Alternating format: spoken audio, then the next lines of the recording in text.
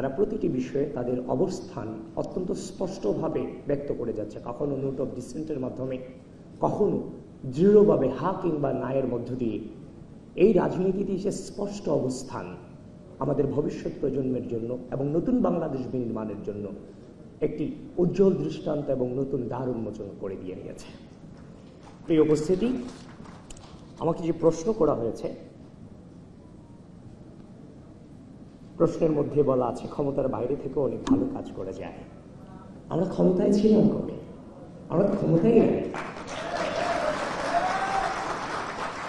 2015-16 ব্যাচে ঢাকা বিশ্ববিদ্যালয়ে ভর্তি হওয়ার পরে আওয়ামী রাজনৈতিক অপসংস্কৃতির বিরুদ্ধে 6 মাস পরে হলে ওঠার পরে প্রথম দিন যে গেস্টরুমে গিয়েছিলাম, সেখানে যে নিপীড়নের শিকার হয়েছিলাম, ছাত্রলীগের প্রেসিডেন্টের নাম বলতে না পারার কারণে এই নির্যাতন মেনে নিতে না পেরে ঠিক 2 দিন পরেই তো আমরা আমি হল থেকে বেরিয়ে গিয়েছিলাম। হল থেকে বেরিয়ে আমার নিজের পরিবার, নানার সাইড কিংবা দাদার সাইড কোনো রাজনীতিবিদ ছিল না। সে সময়টাতে আমি আমার হৃদয় দিয়ে অনুধাবন করলাম, এই যদি হয় বিশ্ববিদ্যালয়ের পরিস্থিতি, এগুলোর বিরুদ্ধে কাউকে না কাউকে দাঁড়াতে হবে। তাহলে আমার এমন একটা প্ল্যাটফর্ম দরকার, যে প্ল্যাটফর্ম থেকে এই ধরনের অপসংস্কৃতিগুলোকে মূলত পাঠন করা যাবে। আমি নিজেই সেদিন আমার ফেসবুকের সার্চ অপশনে কবি জসীমউদ্দিন হল ছাত্রদল লিখে আমি আমার ছাত্রদলের অগ্রজদেরকে খুঁজে বের করেছিলাম। আমাকে রাজনীতিতে কেউ নিয়ে আসেনি, আমি নিজে খুঁজে বের করে এসেছি। ওই মুহূর্তে একমাত্র প্ল্যাটফর্ম ছিল বাংলাদেশ জাতীয়তাবাদী ছাত্রদল, যারা অন্যায়ের বিরুদ্ধে কথা বলেছে। সুতরাং পুরোটা সময় তো ছিলাম নির্যাতিত, নিপীড়িত, নিষ্পেষিত। এই যে 2016 সাল থেকে লড়াই শুরু হয়েছে, এই 24-এর গণঅভ্যুত্থানের পরবর্তী সময় পর্যন্ত, এই ডামি নির্বাচন হয়েছে 2024 পর্যন্ত, আপনি আর একটা ছাত্র সংগঠনকে আপনি দেখাতে পারবেন যারা হাসিনার বিরুদ্ধে রাজপথে নেমে বলেছিল step down Hasina, no more Hasina? দেখাতে পারবেন না। ডিজাইন, এলিগেন্স, বিউটি, সেরা পণ্য সবার জন্য জেভিকো। সকালে আমরা ঘুম থেকে উঠে বের হতাম যে অবরোধ সফল করতে হবে, হরতাল আমাদেরকে সফল করতে হবে। সে সময় আমরা 20 জন 25 জন মিছিল করতাম। এই 20 জন 25 জনের মিছিল নিয়ে আজকের অনেক ক্ষমতাসীনরে মকারি করতেন যে তাদেরকে দিয়ে কিছু হবে না।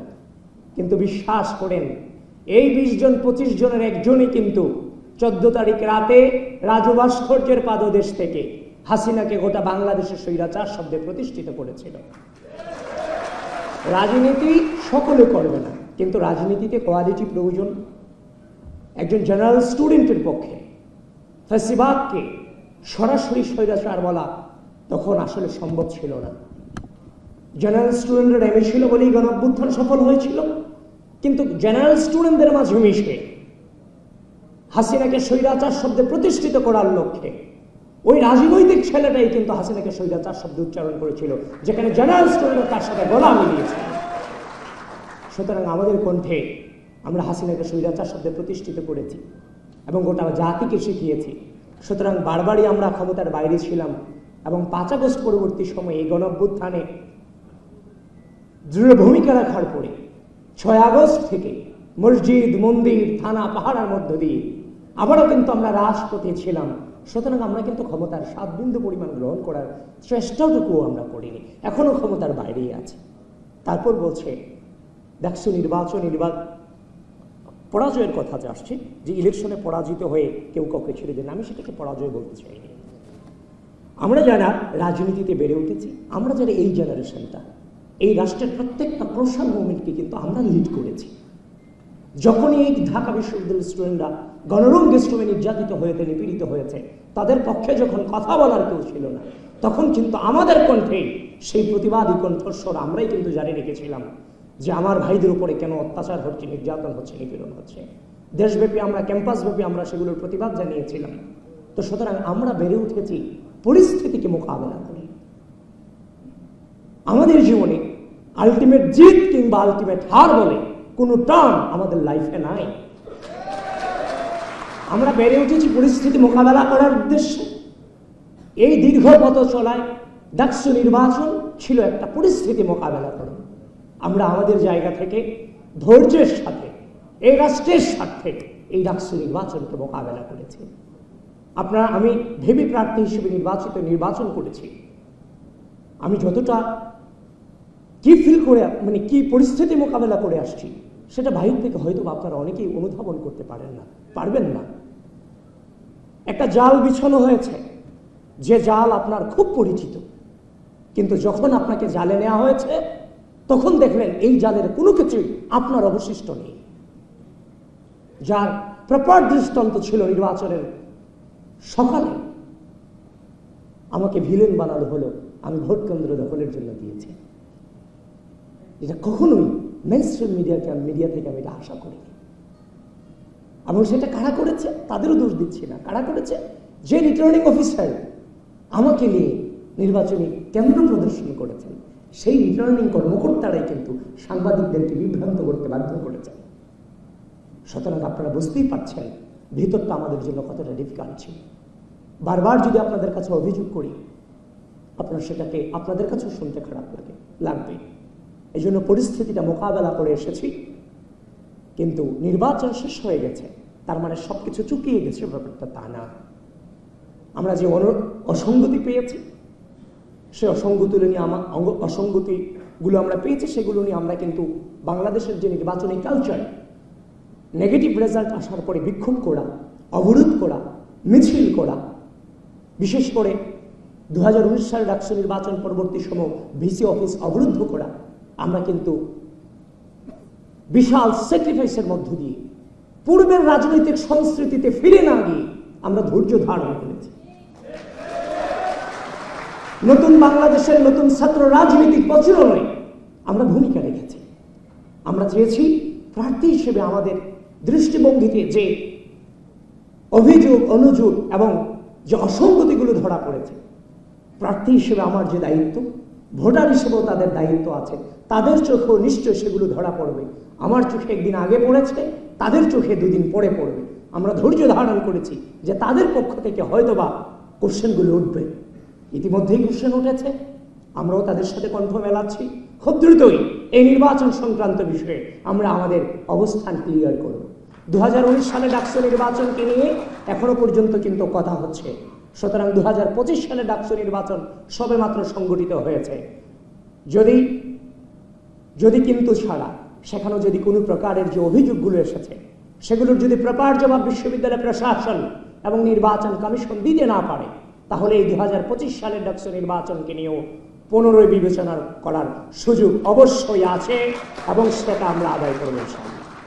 সুতরাং পরাজিত বলতে কোনো ওয়ার্ড আমাদের কাছে নেই, কারণ সব কিছু চুকিয়ে যায়নি, অনেক কিছুই বাকি আছে। আর আমাদের জীবনে আলটিমেটলি জয় পরাজয় বলতে কোনো ডেস্টিনেশন নেই। আমরা পরিস্থিতি মোকাবেলা করার জন্য বড় হয়েছি। এবার অনুতাপ হবে কিনা যে বিশ্ববিদ্যালয়ের শিক্ষার্থীদের, দেখেন